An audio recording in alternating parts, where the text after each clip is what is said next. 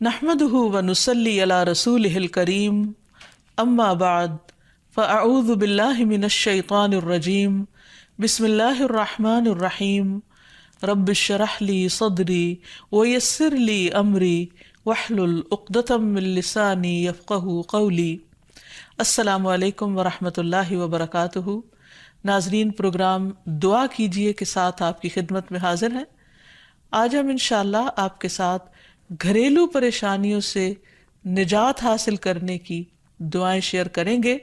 اس موضوع پر آپ سے گفتگو ہوگی کہ کس طرح ہم اپنے خاندانی زندگی کو، اپنی معاشرتی زندگی کو خوشگوار بنا سکتے ہیں اللہ سبحانہ وتعالیٰ کی مدد کے ساتھ۔ کوشش اپنی جگہ، لیکن ہر کوشش اس وقت فائدہ مند ہو جاتی ہے جب انسان اس کے ساتھ ساتھ اللہ تعالیٰ سے دعا کرتا ہے۔ حدیث میں آتا ہے کہ اللہ سبحانہ وتعالیٰ کے نزدیک دعا سے زیادہ معزز اور کوئی چیز نہیں، یعنی سب سے زیادہ اللہ تعالیٰ جس چیز کو بندے کی ویلیو کرتے ہیں وہ دعا مانگنا ہے۔ اسی طرح ایک اور حدیث میں آتا ہے کہ دعا کرنا افضل عبادت ہے، یعنی انسان جب اللہ تعالیٰ کے آگے ہاتھ پھیلاتا ہے، اپنے دل کی پکار اپنے رب کو سناتا ہے، تو دراصل وہ عبادت کی حالت میں ہوتا ہے اور ایک افضل عبادت کر رہا ہوتا ہے۔ اس لیے کثرت کے ساتھ دعائیں کرتے رہنا چاہیے، لیکن یاد رہے کہ دعا کرنے سے پہلے اللہ سبحانہ وتعالیٰ کی تعریف ضرور کی جائے۔ اس سلسلے میں تعریف کے بے شمار کلمات ہمیں احادیث کی کتابوں میں ملتے ہیں۔ انہی میں سے ایک آتا ہے کہ آپ صلی اللہ علیہ وسلم سے سوال کیا گیا کہ کون سا کلام افضل ہے؟ آپ نے فرمایا جو اللہ نے اپنے فرشتوں اور اپنے بندوں کے لیے چنا، اور وہ ہے سبحان اللہ و بحمدہ، سبحان اللہ و بحمدہ۔ یعنی جب انسان دعا کرنا چاہے تو اس سے پہلے کچھ مرتبہ جتنا اس کا دل چاہے اللہ تعالیٰ کی تسبیح اور حمد و ثنا بیان کرے، اور بار بار تکرار کے ساتھ کہتا رہے سبحان اللہ و بحمدہ۔ اس کے بعد درود شریف پڑھے جتنی دیر پڑھنا چاہے، اور پھر اس کے بعد اپنی حاجت اللہ سبحانہ وتعالیٰ کے سامنے رکھے تو انشاءاللہ اس کی پریشانی دور ہوگی۔ جہاں تک گھریلو پریشانیوں کا تعلق ہے تو اس میں ہم دیکھتے ہیں کہ ہر گھر کے اندر کوئی نہ کوئی چیز ایسی ہو جاتی ہے کہ جس سے باہمی تعلقات میں بدمزگی پیدا ہو جاتی ہے۔ بعض افراد کی طبیعت میں غصہ زیادہ ہوتا ہے، بعض لوگ جھگڑالو ہوتے ہیں، بعض لوگ شکی مزاج کے ہوتے ہیں، بعض لوگوں کو اونچا بولنے کی عادت ہوتی ہے، بعض لوگ دوسروں کو مختلف باتوں پر زج کرتے رہتے ہیں، بعض لوگ اپنی ذمہ داریوں کو ٹھیک سے نہیں نبھاتے۔ تو یہ تمام چیزیں صرف نہ یہ کہ ایسے انسان کو خود بلکہ اس کے آس پاس رہنے والوں کو اذیت میں مبتلا کر دیتی۔ اب اس میں انسان بعضوں کو سمجھانے سے بھی کام لیتا ہے، دوسروں سے بھی مدد لیتا ہے، لیکن پھر بھی مسئلہ حل نہیں ہوتا۔ تو صحابہ کرام تو اپنی جوتی کا تسمہ بھی ٹوٹ جاتا تو اللہ سبحانہ وتعالیٰ سے مانگتے تھے۔ تو اگر گھر کے اندر کسی قسم کی ناچاکی یا پریشانی ہے تو اس سلسلے میں بھی ہمیں اللہ تعالیٰ کی طرف رجوع کرنا چاہیے، اور پھر اس کے ساتھ ساتھ دوسرے کو جو مشکل پیدا کر رہا ہے سمجھانا بھی چاہیے۔ جہاں تک لڑائی جھگڑے کا تعلق ہے تو اسے منافقت کی علامت بتایا گیا۔ آپ صلی اللہ علیہ وسلم نے فرمایا کہ منافق کی 4 علامتیں ہیں، ان میں سے ایک کہ بات کرے تو جھوٹ بولے، وعدہ خلافی کرے، امانت میں خیانت کرے، اور جب وہ جھگڑا کرے تو گالی دے، یعنی جھگڑتا بھی ہے اور گالی بھی دیتا ہے۔ نبی صلی اللہ علیہ وسلم نے یہ بھی فرمایا کہ اللہ کو سب سے زیادہ ناپسند آدمی وہ ہے جو بہت جھگڑالو ہے، یعنی اللہ تعالیٰ ایسے شخص سے محبت نہیں کرتے۔ اس لیے اگر آپ کسی سے بات کر رہے ہو تو اس کی بات توجہ سے سن لے۔ چھوٹی چھوٹی باتوں پر جھگڑنا اور دوسرے کے ساتھ بد اخلاقی سے پیش آنا یہ درست نہیں۔ پھر اسی طرح مومن جو ہے وہ کبھی بد اخلاق نہیں ہوتا، اور بد اخلاقی پھر منافقت کی علامت ہے۔ رسول اللہ صلی اللہ علیہ وسلم نے فرمایا تمہارے یہ نسب نامے کسی کے لیے گالی کا سبب نہیں ہے، تم سب آدم کی اولاد ہو، ایک دوسرے کے قریب ہو، دین یا عمل صالح کے علاوہ کسی وجہ سے کسی کو کسی پر کوئی فضیلت نہیں۔ آدمی کے برا ہونے کے لیے یہی کافی ہے کہ وہ فحش گو ہو، بد کلام ہو، بخیل ہو اور بزدل ہو۔ پھر اسی طرح آپس میں محبتوں کا نہ ہونا، بہن بھائیوں میں ناچاکی، یا شوہر بیوی میں ناچاکی، یا والدین کے ساتھ محبت کا نہ ہونا، یہ ایک طرح سے اللہ تعالیٰ کی طرف سے ایک آزمائش بھی ہو سکتی ہے اور ایک عذاب بھی ہو سکتا ہے۔ مومن تو محبت کرنے والا ہوتا ہے، اور اس شخص میں کوئی خیر نہیں جو محبت کرتا نہیں اور لوگ اس سے محبت نہیں کرتے، اور لوگوں میں سب سے زیادہ بہترین انسان وہ ہے جو لوگوں کے لیے فائدہ مند ہوتا ہے۔ تو اس لیے بہت ضروری ہے کہ خاندان کے اندر باہم محبت پائی جائے۔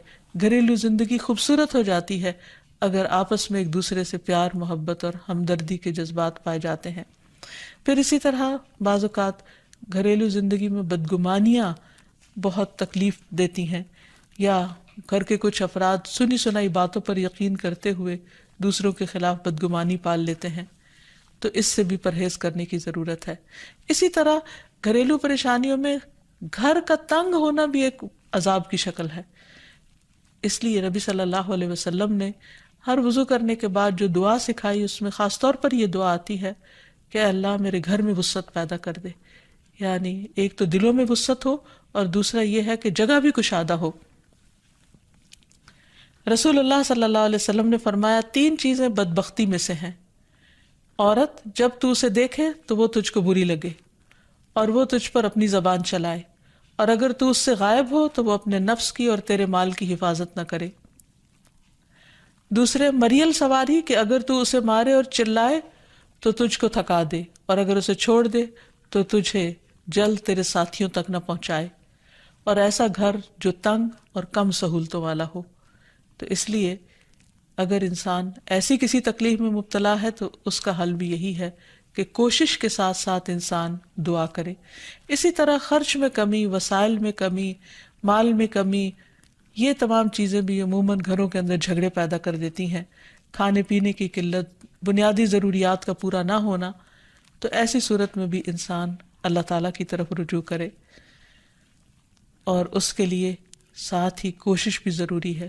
کوشش میں سب سے پہلے تو یہ کہ انسان لڑائی جھگڑا چھوڑے، صبر و ضبط کی عادت ڈالے، برداشت اور تحمل کی عادت اپنے اندر پیدا کرے، اپنے اخلاق کو بہتر بنائے۔ ایک حدیث کے مطابق اللہ سبحانہ وتعالیٰ جب کسی گھرانے پر خیر و برکت نازل فرمانا چاہتے ہیں تو اس گھر والوں کے اندر نرمی پیدا کر دیتے ہیں، اور ایک اور حدیث میں یہ بھی آتا ہے کہ جو نرمی سے محروم کر دیا گیا وہ ہر خیر و بلائی سے محروم کر دیا گیا۔ تو اس لیے گھر کے ہر فرد کو اپنے اپنے رویے پر غور کرتے ہوئے اپنے اخلاق کی اصلاح کرنے کی ضرورت ہے، اور دوسروں سے توقعات زیادہ رکھنے کی بجائے اپنا طرز عمل اچھا کرنے کی ضرورت ہے۔ اور گھر والوں کے ساتھ بہترین ہونا نبی صلی اللہ علیہ وسلم کی سنت ہے۔ آپ نے فرمایا تم میں سے بہتر وہ ہے جو اپنے گھر والوں کے لیے بہتر ہو، اور میں تم سب کی نسبت اپنے گھر والوں کے حق میں اچھا ہوں۔ یعنی آپ نے اپنی مثال دی کہ میں سب سے اچھا سلوک اپنے گھر والوں سے کرتا ہوں، تو تمہیں بھی اگر اچھا بننا ہے تو ایسا ہی کرنا ہوگا۔ پھر اسی طرح گھر والوں کو زیادہ سے زیادہ فائدہ پہنچانا۔ حسن بصری سے مروی ہے کہ اللہ تعالیٰ کے نزدیک پسندیدہ بندے وہ ہیں جو اپنے اہل و عیال کو سب سے زیادہ نفع دینے والے ہیں۔ پھر اسی طرح پیار و محبت سے رہنا۔ اگر لڑائی جھگڑا ہو بھی جائے یا کوئی غلط فہمی پیدا بھی ہو جائے تو اس وقت خاموشی اختیار کر لینا، مناسب وقت کا انتظار کر کے اس غلط فہمی کو دور کرنا ضروری ہے۔ پھر اسی طرح اللہ سبحانہ وتعالیٰ نے گھریلو زندگی کو خوشگوار بنانے کے لیے جو بہترین ہدایت ہمیں قرآن مجید میں دی ہے وہ ہے عفو و درگزر سے کام لینا۔ اللہ تعالیٰ فرماتے ہیں یا ایہا الذین آمنوا ان من ازواجکم و اولادکم عدوا لکم فاحذروہم وَإِن تَعْفُوا وَتَصْفَحُوا وَتَغْفِرُوا فَإِنَّ اللَّهَ غَفُورٌ رَّحِيمٌ إِنَّمَا أَمْوَالُكُمْ وَأَوْلَادُكُمْ فِتْنَةٌ وَاللَّهُ عِندَهُ أَجْرٌ عَظِيمٌ۔ اے لوگو جو ایمان لائے ہو، بے شک تمہاری بیویوں اور تمہارے بچوں میں سے بعض تمہارے دشمن ہیں، سو ان سے ہوشیار رہو، اور اگر تم معاف کرو اور درگزر کرو اور بخش دو تو بے شک اللہ بے حد بخشنے والا نہایت رحم فرمانے والا ہے۔ تمہارے مال اور تمہاری اولاد تو محض ایک آزمائش ہے، اور جو اللہ ہے اسی کے پاس بہت بڑا اجر ہے۔ یعنی انسان کو بعض اوقات اپنی ہی بیوی یا بیوی کو اپنے ہی شوہر سے، اور بعض اوقات اپنے ہی بچوں سے یا اپنے ہی والدین سے دشمنی کا اندیشہ ہو سکتا ہے، اور وہ ایک دوسرے کے لیے مصیبت اور بلا ہو سکتے ہیں، لیکن ایسی صورت میں بھی انسان کا گزارا نہیں ہو سکتا جب تک ایک دوسرے کو معاف نہ کرے۔ زندگی کی گاڑی نہیں چل سکتی جب تک انسان دوسروں کے قصور اور غلطیاں ان سے درگزر نہ کرے، کیونکہ ہر انسان کبھی غصے کی وجہ سے، کبھی جہالت کی وجہ سے، کبھی جلد بازی کی وجہ سے، کبھی لوگوں کے اکسانے پر اپنے پیاروں کے ساتھ زیادتیاں کر جاتا ہے۔ تو ایسی صورت میں انسان اگر چاہتا ہے کہ اس کی زندگی خوشگوار ہو تو اسے معاف کرتے رہنا چاہیے۔ نبی صلی اللہ علیہ وسلم کے اخلاق کے بارے میں جب پوچھا گیا تو حضرت عائشہ کہتی ہیں کہ آپ تان و تشنیع کرنے والے نہ تھے، یعنی تانے نہیں دیتے تھے، یعنی اگر کسی سے غلطی ہو جاتی تو اسے بار بار یاد نہیں کراتے تھے، فحش کام نہیں کرتے تھے، بازاروں میں چیخنے والے اور برائی کا بدلہ برائی سے دینے والے نہ تھے، بلکہ معاف کرنے والے اور درگزر کرنے والے تھے۔ اور حقیقت یہ ہے کہ جو جس کے جتنا قریب ہوتا ہے، جیسے گھر والے ہیں، اس کی غلطیاں اور اس کی کمزوریاں زیادہ سامنے آتی ہیں، اور پھر وہ ریپیٹڈلی سامنے آتی ہیں، بار بار سامنے آتی ہیں، تو ایسی صورت میں معاف کرنا بھی مشکل لگتا ہے، لیکن پھر بھی معاف کیے بغیر گزارا نہیں۔ پھر اسی طرح یہ ہے کہ انسان اگر ہمیشہ دوسروں کا حق ادا کرنے کی فکر کرے تو اس سے بھی بہت سے جھگڑے ختم ہو جاتے ہیں۔ شوہر اگر بیوی کو حق دینے والا ہو، بیوی خوشی سے شوہر کا حق دینے والی ہو، بہن بھائی ایک دوسرے کے اوپر قربانی کرنے والے ہوں، یعنی ایثار کرنے والے ہوں، تو ایسی صورت میں گھر کا ماحول بہت خوشگوار ہو سکتا ہے۔ عورت کے بارے میں فرمایا نبی صلی اللہ علیہ وسلم نے کہ عورت اس وقت تک ایمان کی حلاوت نہیں پا سکتی جب تک کہ وہ اپنے شوہر کا حق ادا نہیں کرتی۔ اسی طرح شوہر کے لیے نبی صلی اللہ علیہ وسلم کا یہ اسوہ حسنہ بہترین ہے کہ آپ صلی اللہ علیہ وسلم اپنے گھر ہوتے ہوئے اپنے گھر والوں کے کام کاج میں ہاتھ بٹایا کرتے تھے، ان کی خدمت کیا کرتے تھے۔ جب نماز کا وقت ہوتا تو فوراً نماز کے لیے تشریف لے جاتے۔ آپ اپنے چھوٹے چھوٹے کام خود کر لیا کرتے تھے۔ یعنی اس سے بھی یہ پتہ چلتا ہے کہ خوشگوار گھریلو تعلقات میں دوسرے پر بوجھ نہ بننا ایک بہت اہم نقطہ ہے، کیونکہ اگر ہر انسان اپنی ذمہ داری خود لے لے تو دوسروں کے لیے وہ خوشگوار ہو جاتا ہے۔ پھر اسی طرح گھر والوں کو اگر کوئی غم، تکلیف یا پریشانی ہو تو اس موقع پر اپنے اختلافات کو بھول کر ان کی مدد کرنا، ان کی کیئر کرنا اور ان کی دلجوئی کرنا، یہ بھی بہت ضروری ہے۔ اور حد الوسع گھر کا ماحول خوشگوار رکھنا چاہیے، ایک دوسرے کا احساس کرتے ہوئے اور ایک دوسرے کے کاموں میں عیب نہ نکالتے ہوئے اور ایک دوسرے کو اپریشیٹ کرتے ہوئے، ایک دوسرے کی اچھی خوبیوں کو اور اچھی باتوں کو کی تعریف کرتے ہوئے، اور اسی طرح بعض اوقات اپنی خواہشات کو پیچھے کرتے ہوئے، کیونکہ اگر ہر انسان یہ چاہے کہ زندگی اس کے مطابق، کیونکہ اگر ہر انسان یہ چاہتا ہو کہ ہر کام گھر میں اس کی مرضی کے مطابق ہو تو یہ ممکن نہیں۔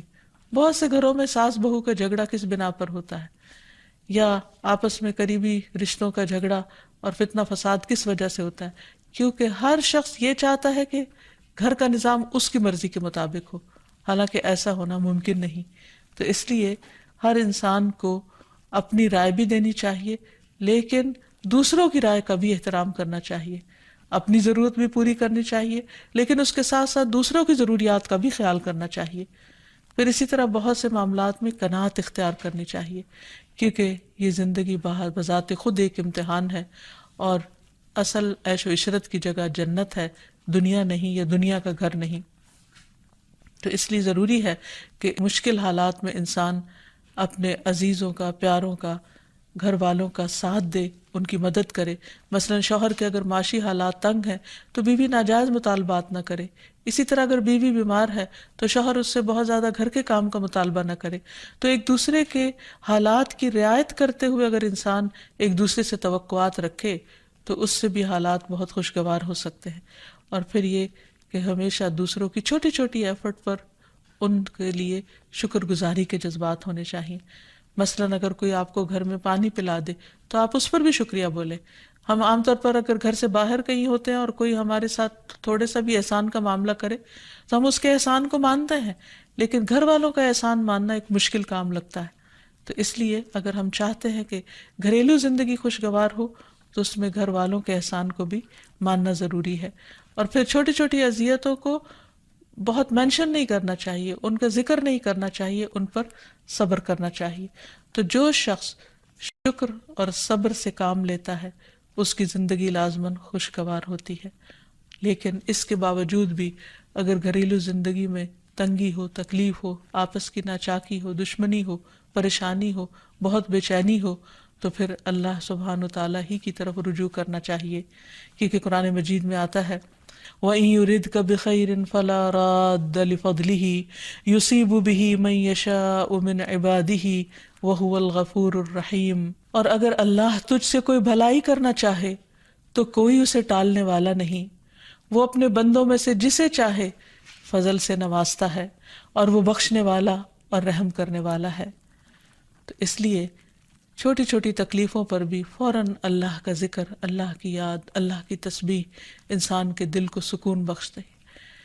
اور نبی صلی اللہ علیہ وسلم نے خصوصاً اپنی پیاری بیٹی فاطمہ رضی اللہ تعالی عنہا کو جب وہ گھر کے کام کاج کر کے تھک جاتی تھی، کیونکہ اپنے ہاتھ سے چکی پیستی، اپنے ہاتھ سے آٹا گوندتی، اپنے ہاتھ سے اپنے گھر کے کام کاج کرتی، بچوں کو لک آفٹر کرتی، تو بہت تھک جاتی تھی. اور اسی تھکاوٹ کی وجہ سے انہوں نے ایک دفعہ نبی صلی اللہ علیہ وسلم کے پاس جب کچھ قیدی آئے تو خادم کا مطالبہ کیا، لیکن آپ صلی اللہ علیہ وسلم نے ان کو خادم دینے کی بجائے یہ تسبیحات سکھائی اور فرمایا کہ جب تم اپنے بستر پر جانے لگو تو 33 بار سبحان اللہ، 33 بار الحمدللہ اور 34 بار اللہ اکبر پڑھ لیا کرو. اور اسی لیے یہ تسبیحات فاطمہ کے نام سے بھی معروف ہیں. تو رات کو خاص طور پر بستر پر لیٹ کر یہ تسبیحات ضرور پڑھ لینی چاہیے، کیونکہ یہ گھریلو کام کاج کی تھکاوٹ کا بہترین علاج ہے اور خادم کی جگہ کفایت کرنے والی دعائیں ہیں. پھر اسی طرح گھر میں وسعت اور کشادگی کی دعا، اللہم اغفر لی ذنبی ووسع لی فی داری وبارک لی فی رزقی. اے اللہ میرے گناہ معاف کر دے، میرے گھر میں وسعت پیدا کر دے اور میرے رزق میں برکت عطا کر دے. پھر اسی طرح چھوٹی چھوٹی پریشانیوں کے سلسلے میں مثلاً بچے کو چوٹ لگ گئی یا اچانک کسی وبائی مرض کا کوئی شکار ہو گیا تو علاج معالجے کے ساتھ ساتھ دعا کرنا ضروری ہے.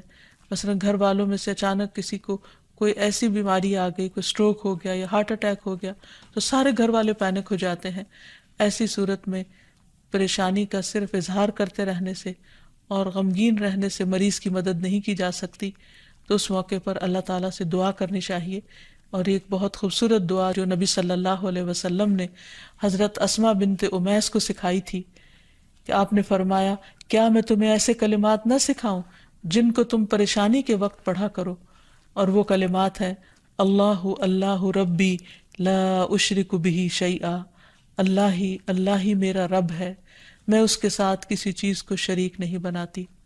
اور آخر میں یہ کہ گھر والوں کی باہمی محبت اور الفت اور تعلقات کی بہتری کی دعا کرنی چاہیے جو پیارے نبی صلی اللہ علیہ وسلم نے ہمیں سکھائی ہے. وہ دعا ہے اللہم الف بین قلوبنا واصلح ذات بیننا واہدنا سبل السلام ونجنا من الظلمات الى النور وجنبنا الفواحش ما ظہر منها وما بطن وبارک لنا فی اسماعنا وابصارنا وقلوبنا وازواجنا وذریاتنا وتب علینا انک انت التواب الرحیم وجعلنا شاکرین لنعمتک مثنین بها قابلیہا واتمہا علینا. اے اللہ ہمارے دلوں میں الفت پیدا فرما دے اور ہمارے آپس کے معاملات کی اصلاح کر دے. ہمیں سلامتی کے راستوں کی رہنمائی فرما اور ہمیں اندھیروں سے نجات دے کر نور کی طرف لے آ اور ہمیں تمام ظاہری اور چھپی بدکاریوں سے محفوظ رکھ. ہمارے کانوں اور ہماری آنکھوں اور ہمارے دلوں اور ہماری گھر والیوں اور ہمارے بچوں میں برکتیں عطا فرما. ہماری توبہ قبول فرما، بلا شبہ تو بہت زیادہ توبہ قبول کرنے والا اور رحمت کرنے والا ہے. ہمیں اپنی نعمتوں کا شکر ادا کرنے والا بنا اور ان کی تعریف کرنے والا اور ان کو قبول کرنے والا بنا دے. ان نعمتوں کو ہم پر کامل فرما دے، یعنی ان نعمتوں کو ہم پر تمام کر دے. تو کس قدر جامع اور خوبصورت دعا ہے جو نبی صلی اللہ علیہ وسلم نے ہمیں سکھائی. گھریلو زندگی کو خوشگوار بنانے کے لیے ان دعاؤں کو پڑھتے رہنا چاہیے، یاد کر لینا چاہیے، قبولیت کے مواقع پر پڑھنا چاہیے.